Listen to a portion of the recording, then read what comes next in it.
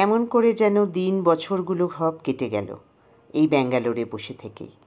তোমাদের সাথে আবার চলে এসেছি একটা ছোট্ট ভিডিও নিয়ে। গুড মর্নিং, আশা করি সবাই ভালো আছো, আমিও ভালো আছি। এখন আজকে করব পালং শাক, তাই বার করে নিয়েছি, কাটবো।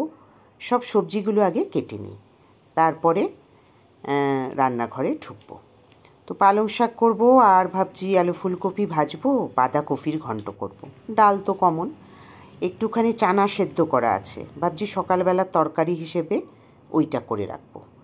সব কাটা হয়ে গেছে মোটামুটি, একটু টমেটো কেটে রাখলাম ওই চানাটার মধ্যে বেশি। তো আলু একটু টমেটো একটু পেঁয়াজ দিয়ে ওই চানাটা করে রাখি, সকালে হয়ে যাবে ওই জন্য। আর রুটি বা পরোটা কিছু করে নেব, আটা মাখা আছে। বাঁধাকপিগুলো একটু সেদ্ধ করে নিই, কেননা সেদ্ধ না করে নিলে না আমার ভালো লাগে না, গ্যাস হওয়ার চান্স থাকে। পালং শাক করে ফেলেছি, এরপরে আমি আলু ফুলকপিও ভেজে ফেলেছি, ঘুগনিও হয়ে গেছে, বাঁধাকপিটা সেদ্ধও হয়ে গেছে, চাল ধোয়াও হয়ে গেছে। শিম সেদ্ধ দেবো বলে চালের সাথে রেডি করে রেখেছি।